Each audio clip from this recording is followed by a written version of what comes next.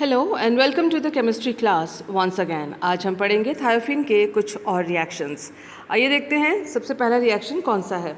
सबसे first reaction जो हमारी स्क्रीन पे हम देख रहे हैं that is amino methylation reaction. Amino methylation यानी ये एमिनो मिथाइलेशन रिएक्शन है। ये CH2 और उसके साथ NH2 या R2 ये एक या NHR इस तरह से जो है वो ग्रुप इसके साथ थायोफिन के कार्बन के साथ जुड़ जाता है।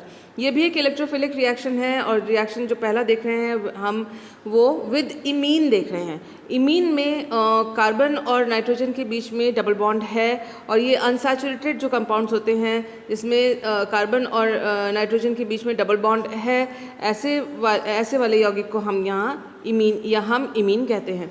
इसका जो पाई बॉन्ड के इलेक्ट्रॉन्स हैं नाइट्रोजन ज़्यादा इलेक्ट्रोनेगेटिव होने के कारण अपनी ओर खींच लेता है और इसका जो दूसरा रेजोनेटिंग स्ट्रक्चर जो है वो होगा Me2N सिंगल बॉन्ड C के ऊपर प्लस एंड H2 C के ऊपर प्लस चार्ज, यानी ये इलेक्ट्रोफाइल की तरह कार्य करता है और यही इलेक्ट्रोफाइल जो है वो अल्फा कार्बन के ऊपर अटैक करता है। और बहुत सारे इलेक्ट्रोफिलिक सब्स्टिट्यूशन रिएक्शंस हमने इलेक्ट्रोफिलिक अटैक थायोफिन के ऊपर देख लिए हैं, उसी तरह से ये वाला रिएक्शन भी यहाँ होता है। यहाँ जो Cl- है वो एज अ सॉल्ट इसके साथ बंधा हुआ है, वो कार्बन के साथ कोवेलेंट बॉन्ड के द्वारा जुड़ा हुआ नहीं है। तो इस तरह से हम देखते हैं कि जो है कार्बोनियम आयन के द्वारा या इलेक्ट्रोफाइल के द्वारा थायोफिन का एमिनो मिथाइलेशन हुआ। जो ये एक इसके इसी तरह से एमिनो मिथाइलेशन जो है वो मैनिक रिएक्शन के द्वारा भी होता है। मैनिक रिएक्शन हम पहले भी बहुत बार पढ़ चुके हैं हेट्रोसाइक्लिक कंपाउंड्स की वीडियो सीरीज़ में। आइए देखते हैं यहाँ थायोफिन के साथ ये किस प्रकार से हो रहा है। Reaction of thiophene with formaldehyde and NN dimethyl amine. तो ये रहा फॉर्मेल्डिहाइड HCHO और ये NN डाइमिथाइल एमीन है ये, क्योंकि नाइट्रोजन के ऊपर दो मिथाइल ग्रुप जुड़े हुए हैं जिसकी वजह से NN दो बार कहा गया है और डाइमिथाइल है और दो मिथाइल ग्रुप्स हैं तो NN डाइमिथाइल एमीन और उसका हुआ थायोफिन के साथ मैनिक रिएक्शन जिसकी वजह से जो अल्फा कार्बन है उसके ऊपर एमिनो मिथाइलेशन इस प्रकार से हो गया। ये जो रिएक्शन है कई बार यहाँ स्टॉप नहीं होती है और सब्स्टिट्यूटेड अगर थायोफिन लिया जाए उसके साथ भी ये फर्दर या फिर थायोफिन दूसरे मॉलिक्यूल के साथ फर्दर रिएक्शन करके इस तरह से जो है एक डाइमर की तरह यौगिक हमको प्राप्त होता है। इस तरह का एडक्ट हमें इस तरह का प्रोडक्ट हमें प्राप्त होता है। ये भी इलेक्ट्रोफिलिक सब्स्टिट्यूशन रिएक्शन होता है फर्दर जाके और इलेक्ट्रोफिलिक सब्स्टिट्यूशन के द्वारा ही ये प्रोडक्ट हमें प्राप्त होता है। आइए देखते हैं कि ये जो है amino methylation manic amino methylation जो है एमोनियम क्लोराइड के द्वारा यानी एमोनिया और फॉर्मेल्डिहाइड और HCl हाइड्रोक्लोरिक एसिड के प्रेजेंस में NH4Cl वो बन जाता है और फिर एमोनियम क्लोराइड और फॉर्मेल्डिहाइड के द्वारा थायोफिन के साथ जो है वो भी एमिनो मिथाइलेशन इस प्रकार से हो सकता है। ये देखिए आप कि ये इंटरमीडिएट बना और इस इंटरमीडिएट का जब हाइड्रोलिसिस हुआ एक्वस NaOH और मिथेनॉल के प्रेजेंस में तब हमको एमिनो मिथाइल ग्रुप जो है अल्फा पोजीशन पे आकर यहाँ मिल गया, सब्स्टिट्यूटेड मिल गया, ये प्रतिस्थापित थायोफिन हमें प्राप्त हुआ। आइए देखते हैं कि ये जो रिएक्शन है वो किस प्रकार से हो रही है। मैकेनिज्म, क्योंकि ये इलेक्ट्रोफिलिक रिएक्शन है तो इसीलिए सबसे पहले जो फर्स्ट स्टेप होगा वो है फॉर्मेशन ऑफ इलेक्ट्रोफाइल। ये है फॉर्मेल्डिहाइड का जो कार्बोनाइल कार्बन है वो इलेक्ट्रॉन डेफिशिएंट है और ऑक्सीजन जो है वो इलेक्ट्रॉन रिच है, आपको मालूम ही है, क्योंकि ऑक्सीजन ज़्यादा इलेक्ट्रोनेगेटिव है और कार्बन इलेक्ट्रोपॉजिटिव है। तो इसीलिए जब हाइड्रोक्लोरिक एसिड के साथ ये रिएक्ट हो रहा है तो जो प्रोटोनेशन होता है ऑक्सीजन का, कार्बोनाइल ऑक्सीजन का, और जिससे आप देख रहे हैं कि OH बना है, लेकिन ऑक्सीजन के ऊपर क्योंकि अब 3 बॉन्ड्स हैं इसीलिए इसके ऊपर प्लस चार्ज आ गया है। हमारे पास है dimethyl amine NN dimethyl amine. NN dimethyl amine में जो नाइट्रोजन है वो इलेक्ट्रॉन रिच है क्योंकि उसके ऊपर लोन पेयर ऑफ इलेक्ट्रॉन्स है। अब आप देखें कि ऑक्सीजन के ऊपर प्लस चार्ज तो है, लेकिन क्योंकि ऑक्सीजन कार्बन की तुलना में, कार्बन से बॉन्डेड भी है डबल बॉन्ड के साथ, और कार्बन की तुलना में वो इलेक्ट्रोनेगेटिव है, इसलिए पाई बॉन्ड के इलेक्ट्रॉन्स अपनी ओर खींचेगा अपनी इलेक्ट्रॉन की डेफिशिएंसी को पूरा करने के लिए, जिससे कार्बन पर इलेक्ट्रॉन की कमी हो जाएगी, और कार्बन की कमी को, इलेक्ट्रॉन की कमी को पूरा करेगा नाइट्रोजन अपने लोन पेयर ऑफ इलेक्ट्रॉन के द्वारा। तो आप देख सकते हैं कि नाइट्रोजन और कार्बोनाइल कार्बन के बीच में सिंगल बॉन्ड बन गया है, और आप देख सकते हैं कि ये जो एक्स्ट्रा बॉन्ड बना है, यानी नाइट्रोजन के ऊपर 4 बॉन्ड्स हो गए हैं, 2 Me के साथ, 1 हाइड्रोजन के साथ, 3 और 1 कार्बन के साथ, कार्बोनाइल कार्बन के साथ। तो इसीलिए 4 बॉन्ड वाला नाइट्रोजन जो है वो उसके ऊपर पॉजिटिव चार्ज इलेक्ट्रॉन डेफिशिएंसी की वजह से आ गया है। इसी के साथ आप देख सकते हैं ये जो डबल बॉन्ड है उसके इलेक्ट्रॉन्स क्योंकि ऑक्सीजन ने अपनी ओर ले लिए, तो यहाँ पर CH2 डबल बॉन्ड OH के स्थान पर CH2 OH सिंगल बॉन्ड के साथ OH आ गया है। तो ये जो डॉटेड लाइन से, ये डॉटेड बलून से दिखाया गया है, उससे दिखाया गया कि यहाँ से डिहाइड्रेशन या वाटर मॉलिक्यूल निकलता है, जिसकी वजह से कार्बन और नाइट्रोजन की के बीच में एक सिंगल बॉन्ड था, और लेकिन दोनों ये जो निकटवर्ती एटम्स हैं उन दोनों में से एक एक जो समूह है वो निकल के जा रहा है। नाइट्रोजन के ऊपर से हाइड्रोजन गया और कार्बन के ऊपर से OH गया, तो इसीलिए इन दोनों के बीच में एक और बॉन्ड बन जाता है, that is a double bond. तो अब देखिए कि यहाँ पर नाइट्रोजन के ऊपर फिर दोबारा प्लस चार्ज इस वजह से है क्योंकि नाइट्रोजन के ऊपर 4 बॉन्ड्स हैं, 2 इधर और ये 2 इधर, तो ये नाइट्रोजन इलेक्ट्रॉन डेफिशिएंट हो गया और उसके ऊपर आ गया प्लस चार्ज। लेकिन कार्बन और नाइट्रोजन के अगर कंपैरिजन करें इलेक्ट्रोनेगेटिविटी की, तो फिर हम देखते हैं कि कार्बन इज़ इलेक्ट्रोपॉजिटिव और नाइट्रोजन इज़ इलेक्ट्रोनेगेटिव, अगर इन दोनों की इलेक्ट्रोनेगेटिविटी की कंपैरिजन या तुलना हम करते हैं। तो nitrogen takes the electron, attracts the electron pair towards itself, इन दोनों के बीच में जो पाई बॉन्ड इलेक्ट्रॉन्स हैं वो नाइट्रोजन ने अपनी ओर ले लिए, और जिसकी वजह से कार्बन पर 3 बॉन्ड रह गए और ये कार्बन के ऊपर आ गया प्लस चार्ज। तो ये एक इलेक्ट्रोफाइल है अच्छा, जो कि मैनिक रिएक्शन में काम आता है। तो फर्दर देखते हैं नेक्स्ट स्टेप जो है हमारा, that is attack of electrophile on thiophene nucleus. आइए देखते हैं किस प्रकार से। ये सेकंड स्टेप है, अटैक ऑफ इलेक्ट्रोफाइल है। ये हमारा थायोफिन न्यूक्लियस है, ये हमारा जो इलेक्ट्रोफाइल फर्स्ट स्टेप के आखिर में जाके बना था और इसने अल्फ़ा कार्बन पर अटैक किया। हमें मालूम है कि अल्फ़ा पे जो अटैक होता है वो प्रेफरेंशियल या ज़्यादा आसानी से होता है बीटा की तुलना में, क्योंकि इससे बनने वाला मध्यवर्ती जो होता है वो ज़्यादा स्थायी होता है, और बीटा अटैक से बनने वाला मध्यवर्ती जो है वो कम स्थायी होता है। तो हर कार्बन पे जो है एक एक हाइड्रोजन है जो कि दिखाया नहीं गया हुआ है, यहाँ पर नहीं दिखाया गया है, लेकिन यहाँ पर हमने उसको दिखाया है। तो आप देख सकते हैं कि जैसे ही इलेक्ट्रोफाइल इसके ऊपर आक्रमण करता है तो निकटवर्ती कार्बन के ऊपर जो साइड में जो नेबरिंग कार्बन है जिसके ऊपर डबल बॉन्ड था और डबल बॉन्ड वाले कार्बन पर ही आक्रमण हुआ, तो इस वाले कार्बन पर इलेक्ट्रॉन की डेफिशिएंसी हो गई, क्योंकि पाई बॉन्ड के इलेक्ट्रॉन्स जो हैं वो कार्बन और इलेक्ट्रोफाइल के बीच में आ गए और बॉन्ड बना लिया। ये नया बॉन्ड बना है और साइड वाले कार्बन पर, साथ वाले कार्बन बीटा कार्बन पर इलेक्ट्रॉन डेफिशिएंसी हो गई है। दोनों ही कार्बन पर पहले से एक एक हाइड्रोजन थे जो कि यहाँ दिखाए गए हैं। अब देखिए जो एरोमेटिसिटी है इस रिंग की वो ख़त्म हो गई है, तो वो अनस्टेबल स्पीशीज़ होता है जो ये मध्यवर्ती होता है, और एरोमेटिसिटी को वापस पुनः प्राप्त करने के लिए, रिस्टोर करने के लिए कार्बन हाइड्रोजन बॉन्ड के इलेक्ट्रॉन्स जो हैं वो इधर शिफ्ट हो गए, और इस वाले कार्बन के जो इलेक्ट्रॉन डेफिशिएंसी को पूरा किया, और साथ ही साथ ये जो कार्बन हाइड्रोजन बॉन्ड है वो टूट गया, जिसको आप डॉटेड लाइन से टूटता हुआ दिखा सकते हैं, और ये हाइड्रोजन निकल गया एज H+ के रूप में बाहर निकल आता है।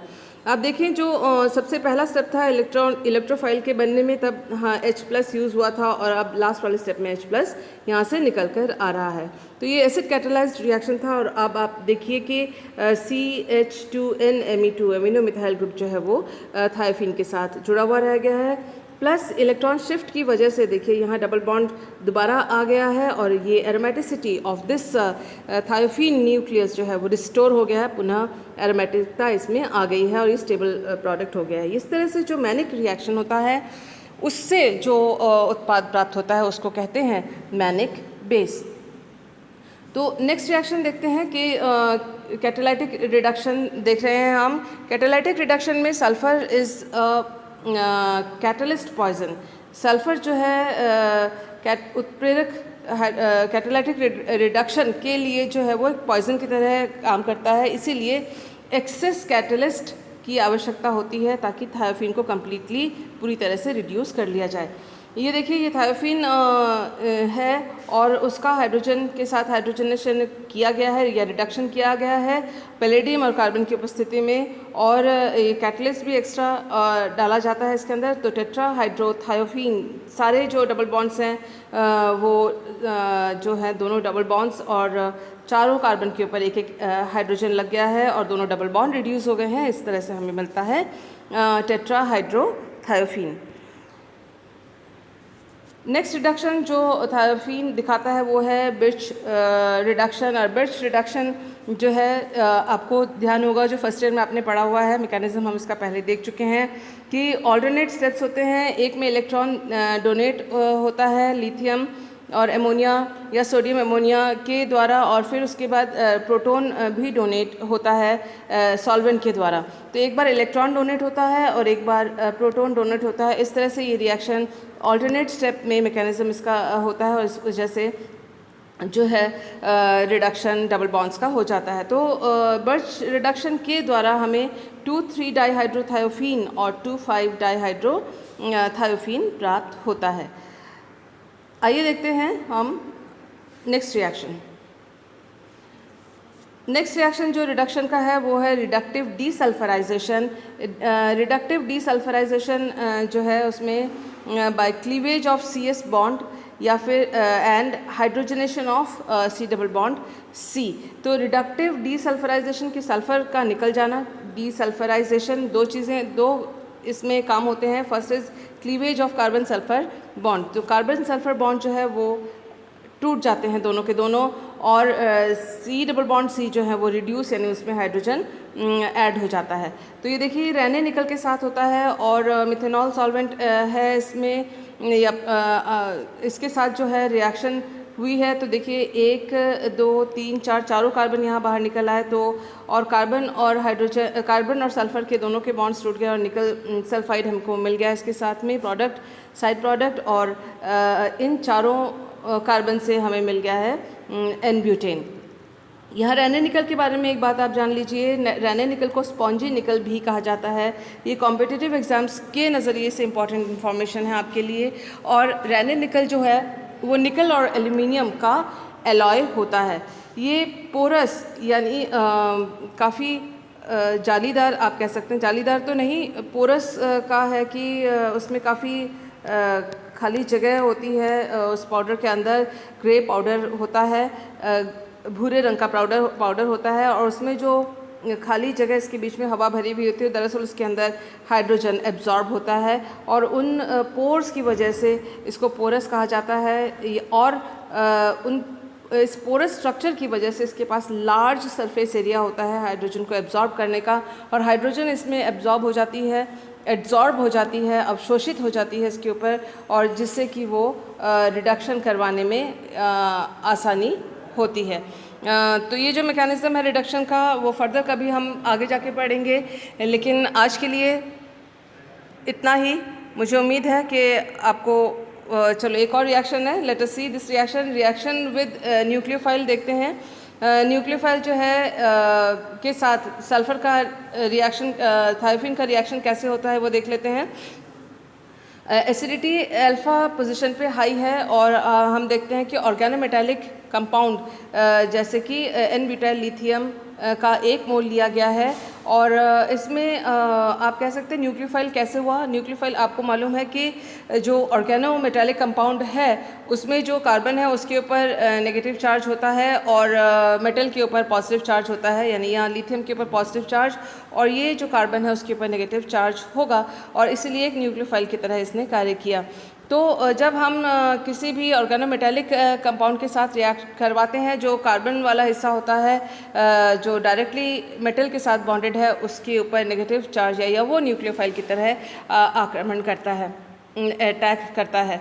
तो कोई भी न्यूक्लियोफाइल के साथ जब हम अटैक इसका रिएक्शन करवाएंगे तो फिर जो पॉजिटिव हिस्सा होता है वो अल्फ़ा कार्बन या दोनों साइड के अल्फ़ा कार्बन के ऊपर जुड़ जाएगा। आप देखें जब हम 1 मोल लेते हैं तो जो अल्फ़ा अटैक और लिथिएशन हो रहा है और लिथिएशन जो है अल्फ़ा पे हो रहा है। थायोफीन 2 लिथियम हमको प्रोडक्ट में के रूप में मिला और साथ ही जो यहाँ से एक हाइड्रोजन लगा हुआ था वो हाइड्रोजन जो है वो इस न्यूक्लियोफाइल के साथ जुड़ गया और जिससे हमें एन ब्यूटेन यहाँ पर प्रोडक्ट के रूप में मिला।